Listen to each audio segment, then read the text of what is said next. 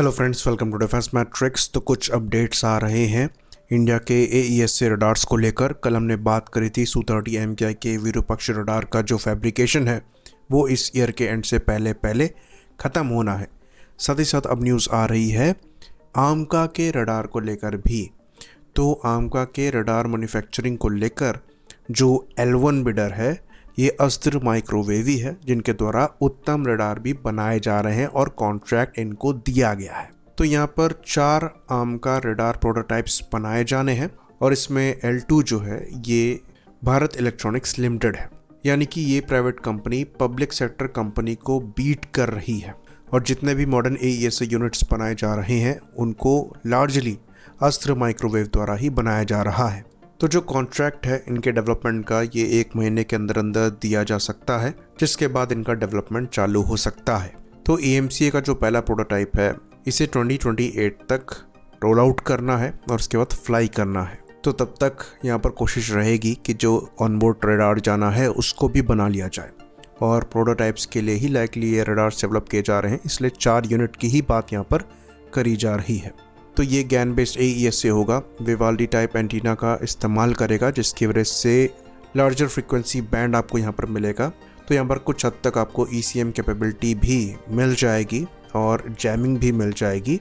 बाकी TR models की बात करें तो अभी कंफर्मेशन तो नहीं है, लेकिन 14 से 1600 TR मॉडल्स आपको यहाँ पर मिलेंगे, यानी कि विरूपक्ष रडार के कंपैरिजन में ये छोटा रडार होगा, क्योंकि नोज कोन साइज कंपैरेटिवली Su-30 MKI के आमका का छोटा है।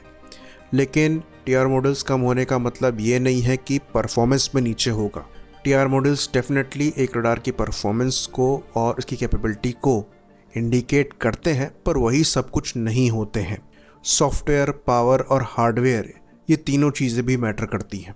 साथ में कूलिंग भी मैटर करती है, किस टाइप की यहाँ पर लगाई जा रही है, जो कि फर्दर परफॉर्मेंस एनहेंस करेगी। तो कूलिंग रिक्वायरमेंट को देखते हुए भी पावर होनी चाहिए, जो कि आमका के नए इंजन से एक्सपेक्ट करी जाएगी। बाकी यहाँ पर 200 के ऊपर टारगेट ट्रैकिंग कैपेबिलिटी ऑलमोस्ट बताई जा रही है। 16 टारगेट्स को ये एक बार में इंटरसेप्ट कर पाएगा और जो क्रूशल LPI मोड्स हैं वो भी आपको यहाँ पर मिलेंगे इसकी स्टेल्थीनेस को मेंटेन करने के लिए। साथ में फाइटर साइज ऑब्जेक्ट्स को ट्रैक करने की जो रेंज है ये 250 किलोमीटर के ऊपर की जाएगी। तो अभी इस पे इससे ज़्यादा अपडेट्स नहीं हैं, ये हम एस्टिमेटेड परफॉर्मेंस ही बता रहे हैं। एक्चुअल परफॉर्मेंस क्लासिफाइड ही होती है, लेकिन ये एक काफ़ी एडवांस्ड रडार होगा। बाकी विरूपाक्ष रडार की तरह ये स्वाश प्लेट पर माउंटेड लाइकली नहीं होगा, क्योंकि जो मॉडल्स दिखे हैं उसमें स्वाश प्लेट नहीं दिखाई दी है। साथ में रडार थोड़ा सा ऊपर की साइड टिल्टेड दिखा है। तो ये टारगेट ट्रैकिंग के लिए इलेक्ट्रॉनिक बीम स्टीयरिंग पर ही डिपेंडेंट रहेगा, जिससे फेयर परफॉर्मेंस आपको मिलेगी। बाकी ये बात हम आपको बता दें कि आमका जैसे 5th जनरेशन एयरक्राफ्ट में खाली जो मेन फायर कंट्रोल रडार है वही मैटर नहीं करता है, वहाँ पर डिफरेंट सेंसर्स के बीच में जो फ्यूजन है वो ज़्यादा मैटर करता है और डेटा लिंकिंग कैपेबिलिटी ज़्यादा मैटर करती है। खैर, अभी आमका के LRUs को लेकर शुरुआती है, अभी ये भी डिसाइड करना बाकी है कि इनके प्रोटोटाइप्स बनाए किन के द्वारा जाएंगे। बाकी बात करें तेजस मार्क 2 के और मार्क 1A के उत्तम रडार को लेकर, तो ये भी अस्त्र माइक्रोवेव द्वारा ही डिलीवर किए जाने हैं। करीबन 2205 करोड़ का कॉन्ट्रैक्ट इनको दिया गया था। इसके अंतर्गत जो रडार की डिलीवरीज हैं ये नेक्स्ट ईयर से स्टार्ट होंगी। शुरुआत में 12 जो यूनिट्स हैं ये सितंबर 2027 तक डिलीवर कर दिए जाएंगे। उसके बाद एनुअली 25 रडार्स पर ईयर के हिसाब से डिलीवर किए जाएंगे।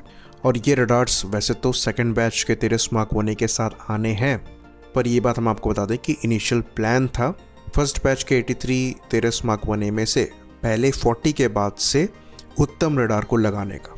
तो अगर सर्टिफिकेशन प्रोसेस जो कि अटका हुआ है उत्तम और SRK को लेकर वो समय पर कंप्लीट हो जाएगा, तो हो भी सकता है कि आपको फर्स्ट 40 एयरक्राफ्ट की डिलीवरीज के बाद जो तेजस मार्क 1A डिलीवर हो वो उत्तम के साथ हो। और उत्तम रडार अभी जो इजरायली इल्टा 2052 रडार डिलीवर हो रहे हैं उनसे परफॉर्मेंस में बेहतर है और ये नए वाले ज़्यादा बेहतर है।